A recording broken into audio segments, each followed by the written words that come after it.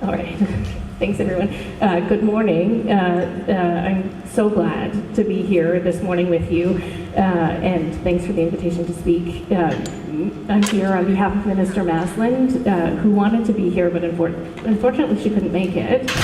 And if you know Minister Masland, you will know she's a strong champion of you and your work in the entire forestry sector.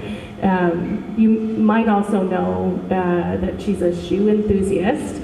I won't pretend to fill her shoes. Certainly mine aren't as fashionable, but I'm happy to be here on her behalf as Associate Deputy Minister for Natural Resources. And she sends her very best wishes for a productive, positive day. If the lilac blazer on a Saturday morning at a Woodlands conference doesn't give it away, I am fairly new to natural resources. I'm about 8 months into the portfolio, but I'm so grateful to be in this department and doing this work and learning what I'm learning.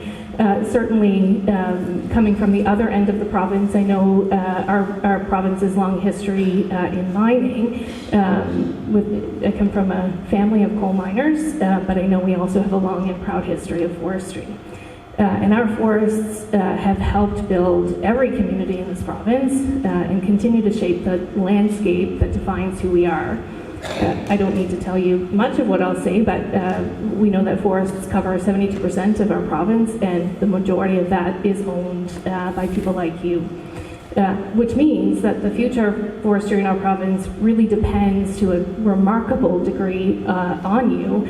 And for generations, we know woodland owners have been managers, planners, caretakers, entrepreneurs, and your forests have supported livelihoods, have provided wood fiber product, you've protected biodiversity, you've stored carbon, and you've contributed to the overall health of our landscapes and rural communities.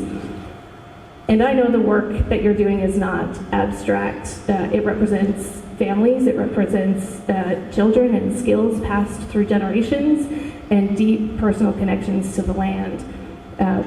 I know that when woodland owners succeed, Nova Scotia succeeds. I think Simon, my colleague over at the Nova Scotia DNR booth, mentioned this morning how much he loves forests and how kind they are. And I know forests play many essential roles in our lives. They provide good jobs close to home in rural communities, and they're one of our most powerful tools to address climate change.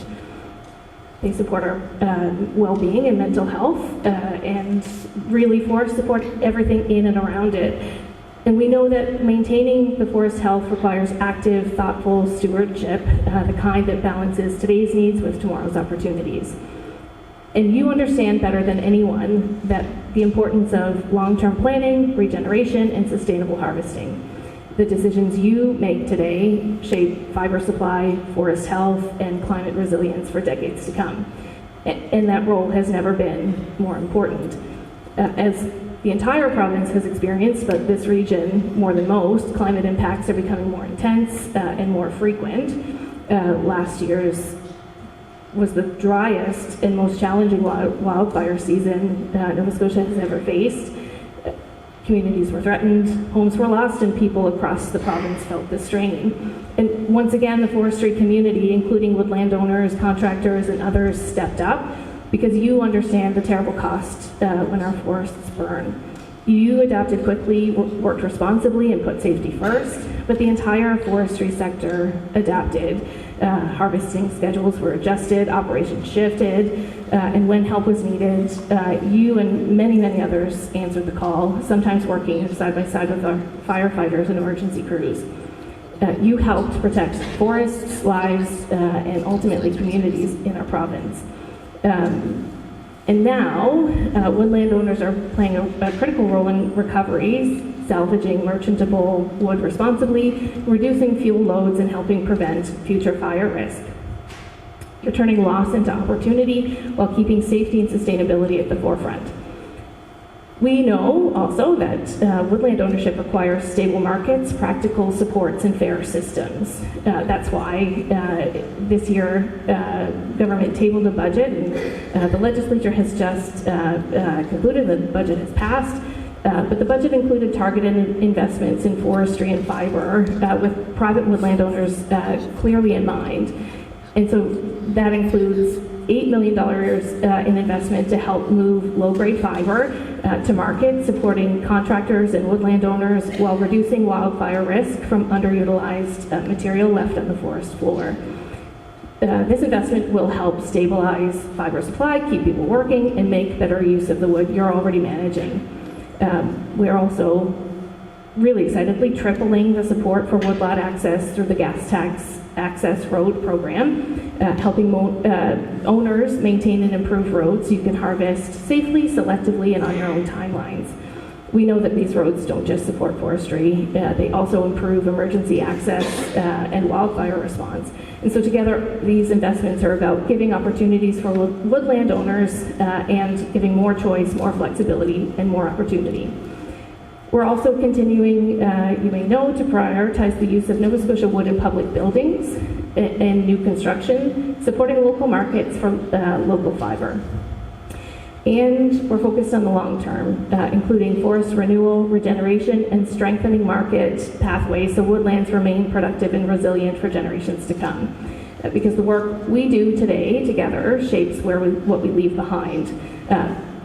For our children, I have children who I hope will stay in Nova Scotia for the long term, and hopefully at some point give me grandchildren, and I know many of you have grandchildren, and for the communities that depend on healthy working forests.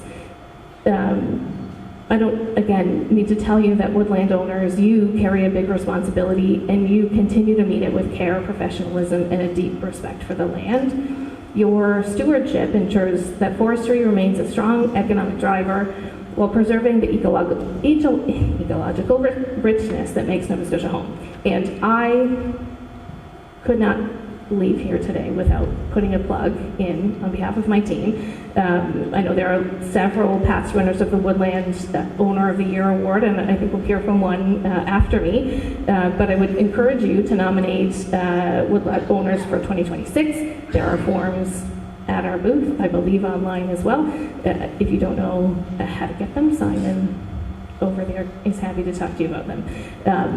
With that, I'll just say thank you for the work that you do. Thank you for your leadership. Thanks for working with the department and for the opportunity for us to say thank you on behalf of Minister Masland. And I look forward to continuing our work together and meeting more of you today and in the future.